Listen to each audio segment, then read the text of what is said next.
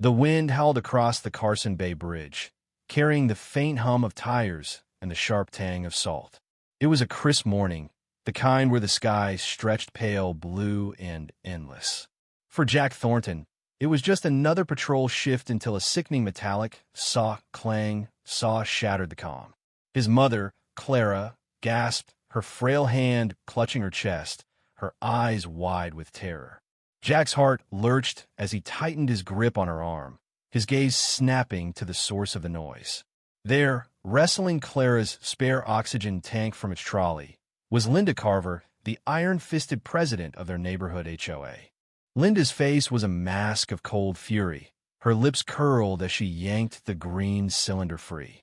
Before Jack could shout, before he could process the madness unfolding, Linda swung the tank toward the bridge's railing.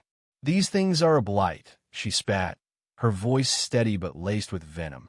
"Some people just leech off resources better used elsewhere. Progress demands tough calls." With a grunt, she heaved the tank over the edge. It arced silently against the sky, then plummeted into the churning gray waters below.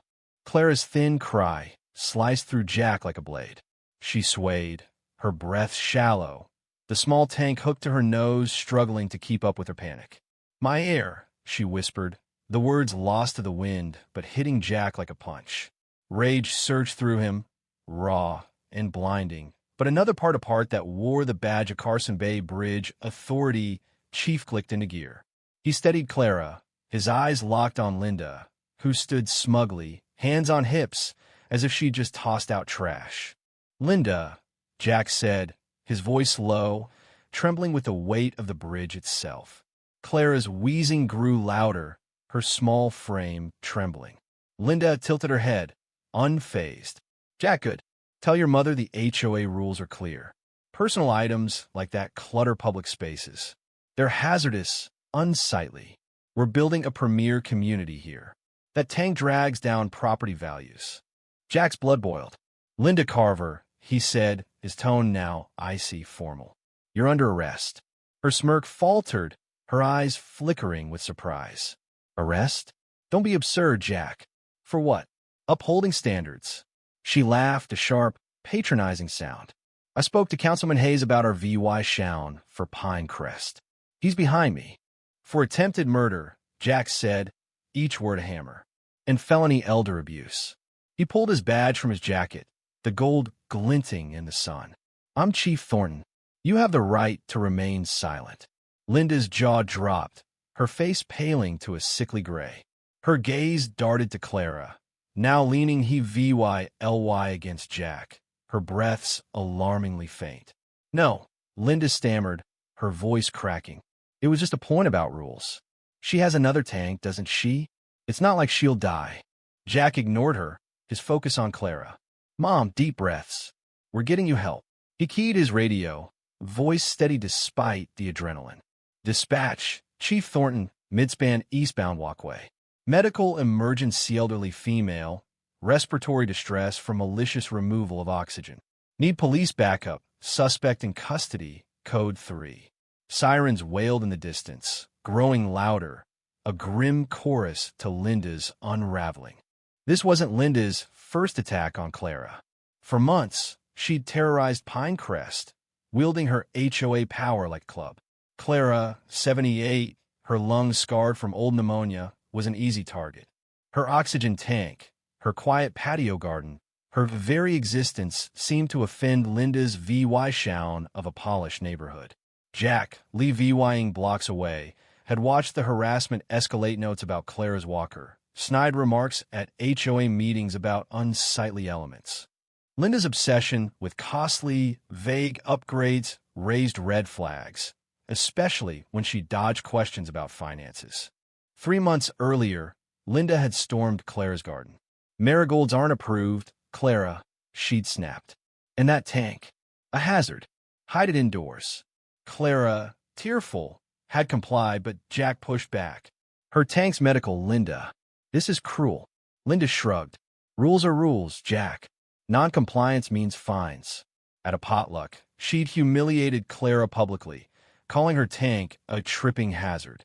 Neighbors like Mrs. Baxter, a sharp-tongued widow, and Mr. Langley, a retired lawyer, called her out, but Linda doubled down, sneering about parading infirmities. On the bridge, Linda's resources comment crystallized her venom. As paramedics rushed Clara to the hospital, Jack faced a sobbing, handcuffed Linda. It was symbolic, she pleaded, but her words rang hollow. At the ER, Clara stabilized, her frail hand gripping Jack's. "That awful woman," she whispered. "She's dumb, Mom," Jack said. "She'll pay." The community erupted. At an emergency HOA meeting, Mr. Langley and Mrs. Baxter led a packed clubhouse.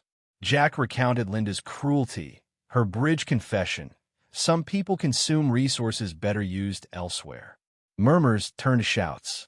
Then, a stranger, Tom Reed, a nervous landscaper, burst in, clutching a briefcase.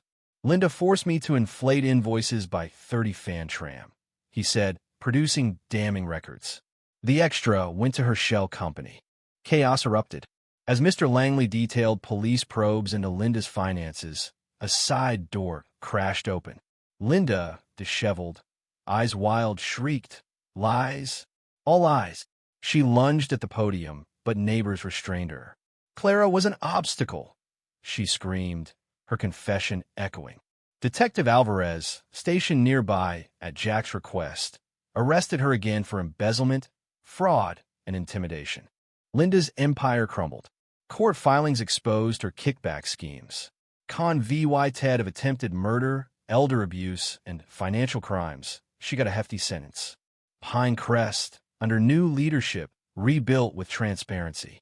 Clara's garden bloomed, her fear fading as neighbors rallied around her.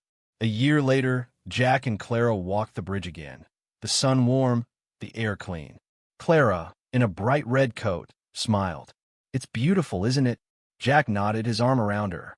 The bridge, once a nightmare, was now a symbol of their triumph. What do you think? Was Linda's obsession with progress just greed, or did she truly believe she was SAVYing the community? Should Jack have acted sooner to stop her harassment? Could Pinecrest have prevented her reign of terror? Drop your thoughts below, hit that like button, and subscribe for more gripping stories. Thank you for taking the time to listen to today's story on Store of Good Stories. If this story touched your heart or made you think, don't forget to hit like and share the video to spread this positive message to more people. And if this is your first time here, make sure to subscribe and turn on the notification bell so you won't miss any of the meaningful stories we share every week. Your support is the biggest motivation for Store of Good Stories to keep bringing heartfelt and valuable stories to you. See you in the next video.